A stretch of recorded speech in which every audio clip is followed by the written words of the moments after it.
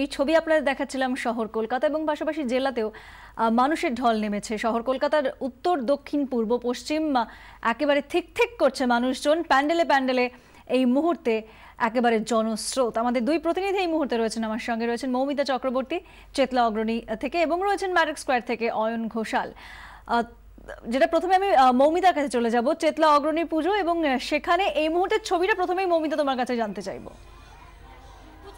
যেমন যা বলছিলাম যে দক্ষিণ কলকাতার পুজো চেতলা অগ্রণী, তার কোনো কিন্তু অলংকরণের প্রয়োজন নেই এবং এই মুহূর্তে আমি যেখানে দাঁড়িয়ে রয়েছি সেখান থেকে দেখতে পাচ্ছ দূরে লাইন কিভাবে পড়েছে এবং রীতিমতো এখানে কিন্তু যারা রয়েছে বা তাদের কিন্তু সামাল দিতে রীতিমতো হিমশিম খেতে হচ্ছে।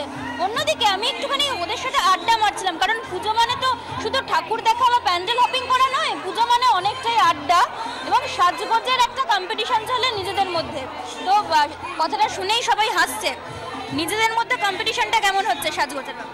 না না, সেরকম কোনো কম্পিটিশন আমাদের হয় না, যে যেমন আসলে এমনি আমরা সেজে আসি।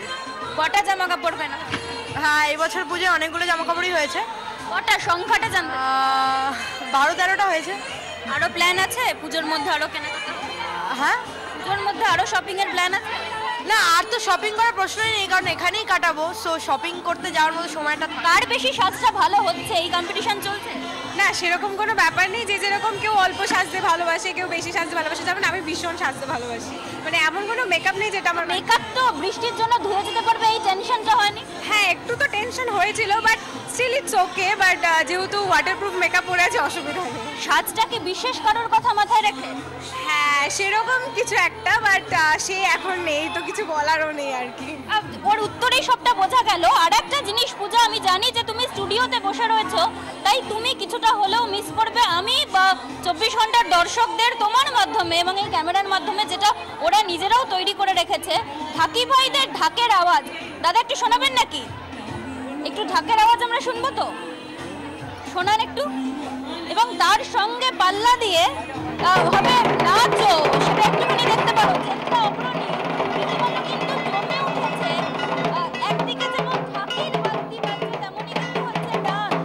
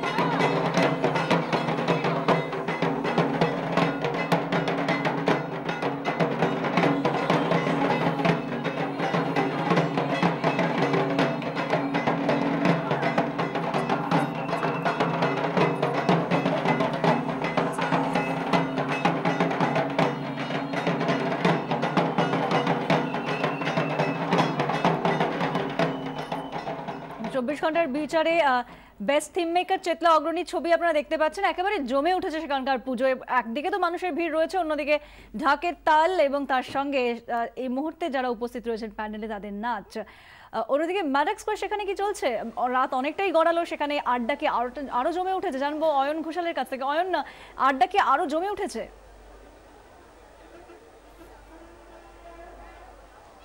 পুজোয় কলকাতার পীঠস্থান ম্যাড্রিক স্কোয়ারে আমাদের সঙ্গে এই মুহূর্তে 3 ধরনের কাপল রয়েছেন, ম্যারিড কাপল, আনম্যারিড কাপল এবং উড বি কাপলস। তো প্রথমে আমি আনম্যারিড কাপল। কোথা থেকে এসেছো? হাজরা থেকে এসেছি, হাজরায় থাকি দুজনেই।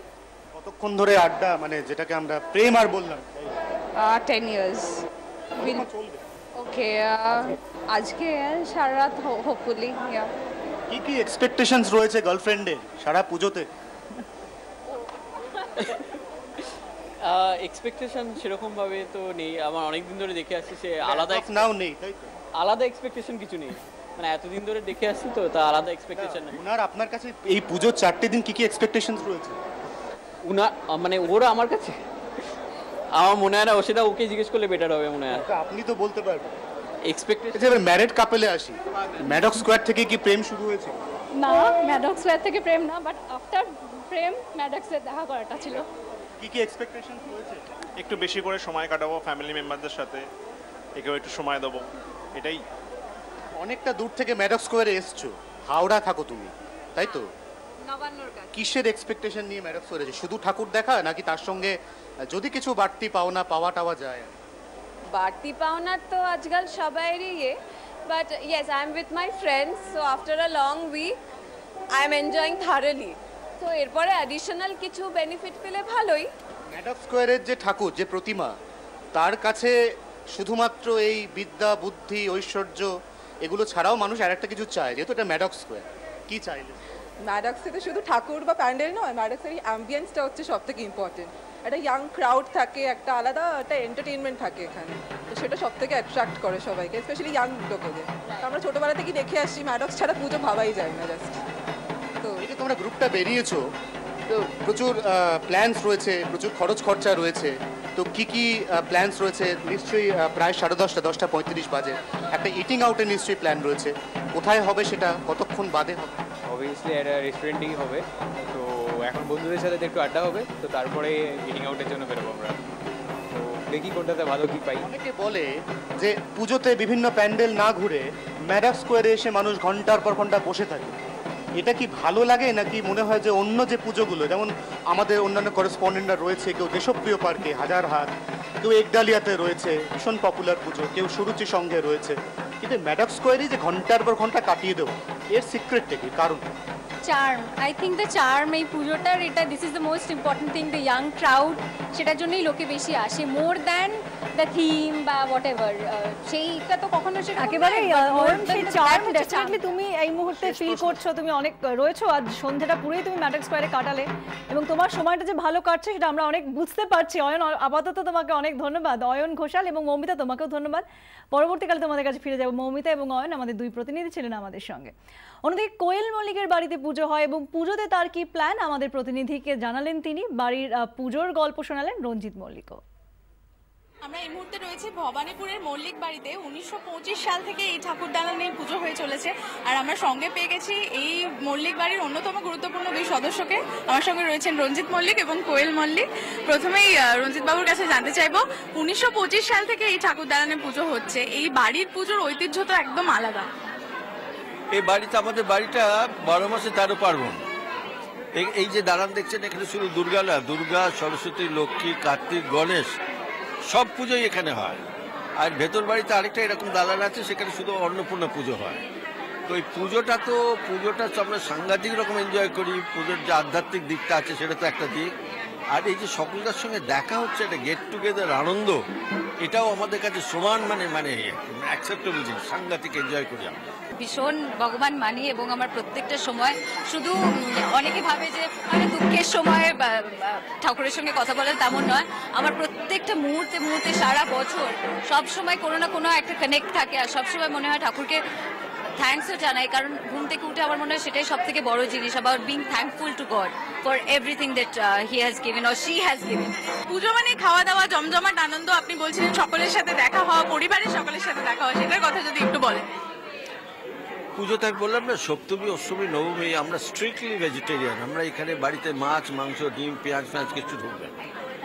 তারপরে যখন পুজো কেজে ঠাকুর ভাসান হয়ে যাবার, তারপরে আবার নতুন করে আবার সব জিনিস শুরু হয়। যত রকম নিরামিষ, যত রকম ভালো ভালো রান্না টান্না হয়, সবই হয়। সারা বছর সবাই নিজেদের কাজে ব্যস্ত থাকে, এই 5টা দিনই থাকে, যখন 5টা দিন পুরো লাইফে কি কি ঘটছে, কোথায় কিরকম কি সিন ঘটছে, সব জিনিস সবাই জানতে পারে, এবং তারপরে সেটাই সেই আনন্দ, সেই আড্ডা, সেই মজা, একেবারে আনঅ্যাডাল্টারেটেড ফান, যেটাকে বলে নির্ভেজাল আড্ডা, মজা, সেসব জিনিস চলে। ইনফ্যাক্ট তোমরা যতক্ষণ আসলে ততক্ষণ আমরা ঠাকুমার ঘরে বসেছিলাম, এবং ঠাকুমার ঘরে বসে বসে যে আড্ডাটা দিচ্ছিলাম, জবরদস্ত আড্ডা চলছিল। কখনো বাইরে প্যান্ডেল হপিং করো, বা এই বছর যেমন 6টা পুজোর ছবি রিলিজ করছে, দেখতে যাবে? পুজোর কটা দিন সিনেমা মানে দেখতে যাওয়াটা হয় না, অ্যাকচুয়ালি সত্যি কথা হয় না, কারণ সিনেমা তো দেখবই নিশ্চয়ই, এবং মানে রমরমিয়ে এখন 6টা সিনেমা রিলিজ করেছে, সাচ আ বিগ থিং, এত ভালো ভালো সব সিনেমা, তো সেটা ডেফিনেটলি সবকটাই দেখার ভীষণ ইচ্ছা আছে। সেটা পুজোর পরে, এই পুজোর কটা দিন অ্যাকচুয়ালি আমাদের আত্মীয় স্বজনরা বিভিন্ন পৃথিবীর বিভিন্ন জায়গা থেকে সবাই এই কটা দিন চলে আসে, তো তাই জন্য এই আড্ডাগুলো তাহলে মিস হয়ে যাবে, তো তাই জন্য এই কটা দিন হবে না, এরপরে হবে। আজকের দিনে দর্শকদের কি বলতে চাই? আমি শুধু সবাইকে বলতে চাই শারদীয়ার অনেক শুভেচ্ছা, অনেক ভালোবাসা, বড়দের আমার প্রণাম। ভীষণ মজা করুন, ছুটি আনন্দ করুন, হইচই করুন, ফুর্তি করুন, ফুচকা খাওয়ার সময় একটু আমার কথা মনে করবেন আর এক্সট্রা খেয়ে নেবেন আমার হয়ে। আর সেটাই, ঘুরি চলুক, আড্ডা চলুক, মজা চলুক, ভীষণ মজা।